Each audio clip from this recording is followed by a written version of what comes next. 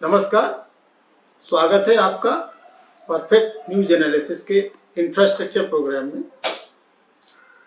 दोस्तों, आज हम बात करते हैं भारतीय रेल के स्टेशनों की।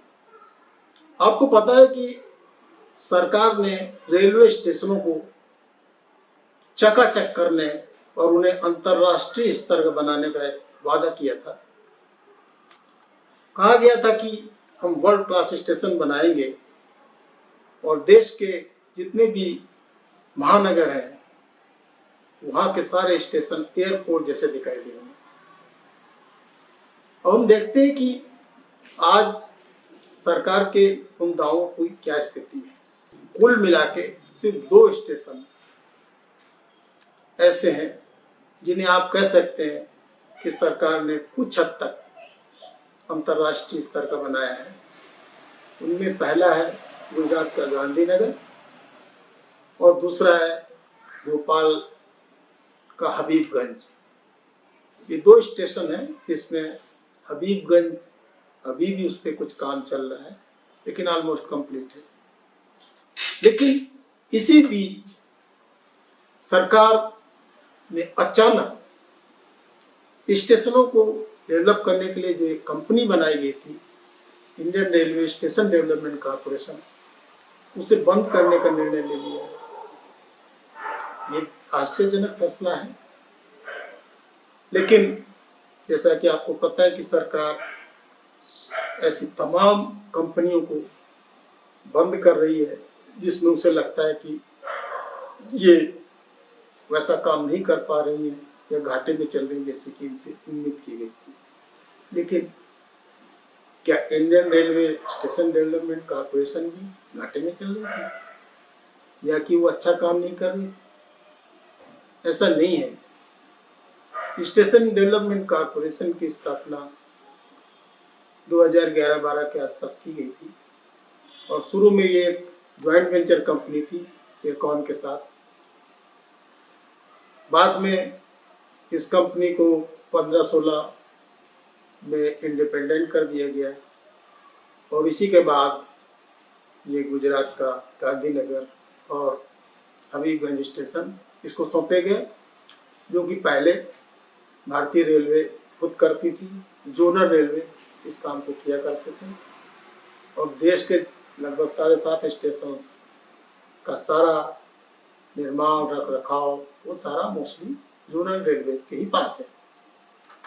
अब सरकार ने अचानक स्टेशन डेवलपमेंट कॉरपोरेशन को, जबकि वो अपने काम को एक रफ्तार देने की स्थिति में था और 2 स्टेशन उसने बना के दिखा भी दिए थे और करीब करीब 1 दर्जन स्टेशनों को और काम कर रहा था, जिनमें आपका कानपुर स्टेशन, आनंद विहार, चंडीगढ़, अमृतसर, एक जयपुर में भी गांधीनगर स्टेशन है, वो भी उसके हाथ में था, ग्वालियर, नागपुर, साबरमती गुजरात का, सूरत। तो ये स्टेशन इनकी प्लानिंग, इनकी टेंडरिंग, इनकी कंसल्टेंसी सर्विसेज उसने दे रखी थी। 15-20 करोड़ रुपया उन पर खर्चा हो चुका था। अभी कुछ ही समय पहले उसने मुंबई के शिवाजी टर्मिनस स्टेशन को वर्ल्ड क्लास बनाने के लिए चर्चा शुरू करी थी इंडियन और इंटरनेशनल कंपनी से। उसकी भी बिडिंग वगैरह की प्रोसेस होने ही वाली थी, तभी इसे बंद कर दिया गया। अब ये बंद करने के बाद आखिर में क्या होगा? वो जो एक प्रोग्राम था वो कैसे पूरा होगा? तो बात ये है कि सरकार अब फिर से इन स्टेशनों का डेवलपमेंट जोनल रेलवे के हाथ में सौंपने जा रही है, यानी कि डाक के वही 3 पार जहाँ से चले थे लौट के बुद्धू वहीं घर को आए। तो ये जो नीतियों में बार बार परिवर्तन होता है, इससे परियोजनाओं की रफ्तार तो कम होती ही है, एक सरकार पर भरोसा भी कम होता है जनता का। तो सरकार को देखना चाहिए कि नीतियों में इतनी जल्दी परिवर्तन ना हो।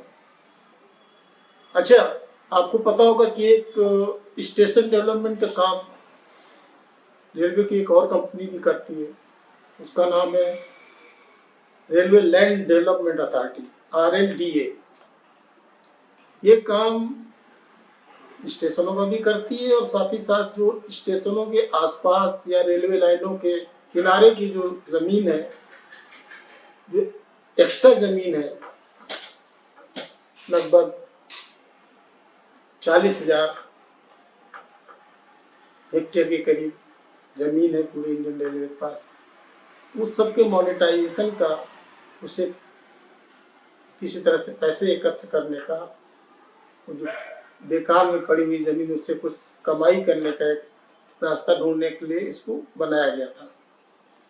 अब ये कंपनी उसी के तहत तमाम स्टेशनों और उनके आसपास की ज़मीन को विकसित करने का काम कर रही है और इसके पास भी करीब करीब 62 देश के स्टेशन हैं, जिसमें छोटे, मझोले और कुछ बड़े स्टेशन भी शामिल हैं। जिसमें सबसे लेटेस्ट जो RLDA को काम दिया गया वो है नई दिल्ली रेलवे स्टेशन के डेवलपमेंट का, जिसके लिए एक बहुत बड़ा डिज़ाइन तैयार हो गया है और उससे वर्ल्ड क्लास बनाना है।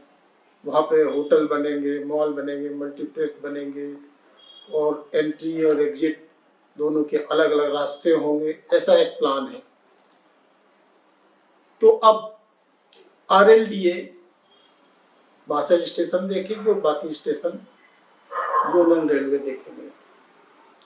तो कानपुर और आपका बिजवासन दिल्ली का और आपका आनंद विहार, ये सब स्टेशन जो अभी जिनका काम स्टेशन डेवलपमेंट कॉर्पोरेशन शुरू ही कर रहा था, वो फिर से जोनल रेलवे के पास जाने से निश्चित रूप से इनका काम फिर से प्रभावित होगा, क्योंकि काम लगभग शुरू हो चुका था, चल रहा था कईयों में, इनकी रफ्तार पे असर पड़ेगा। तो ये organisation Indian railway organisation of alternate fuel, ये जो ऑर्गेनाइजेशन, इसको दिया गया था कि भाई आप जो CNG से चलने वाले इंजन डेवलप करिए, आप कुछ हाइब्रिड इंजन डेवलप करिए और ये सोलर पैनल वाले इंजन बनाइए।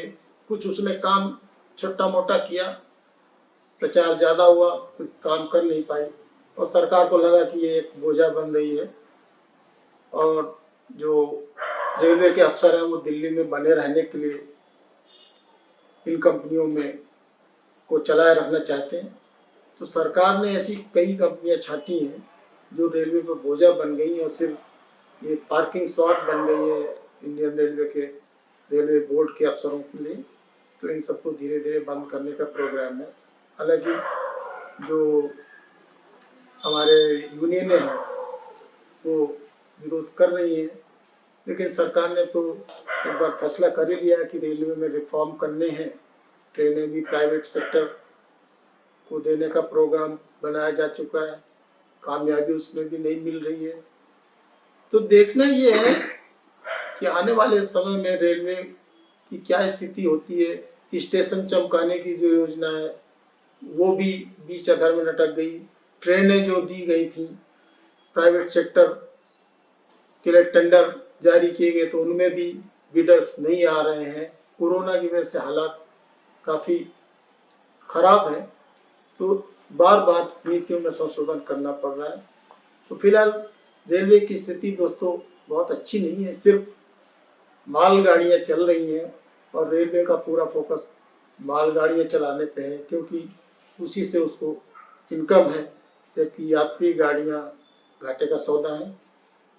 तो हम ये उम्मीद करते हैं कि रेलवे जल्दी अपनी स्थिति को दुरुस्त करेगी और लोगों को पैसेंजर ट्रेनें पहले की स्थिति में वापस बहाल करेगी, ताकि एक जो आम जनता के आवागमन का एक प्रमुख साधन है उससे लोगों को राहत मिल सके। खासतौर पे ऐसे दौर में जबकि एयरलाइनों का किराया भी बहुत कम नहीं है और पेट्रोल डीजल के दामों की वजह से मोटर वाहन भी काफ़ी महंगे पड़ते हैं। रेलवे अगर फिर से पटरी पे आती है तो ये जनता के लिए बहुत बड़ी राहत की बात होगी। दोस्तों, आज के लिए बस इतना ही। धन्यवाद।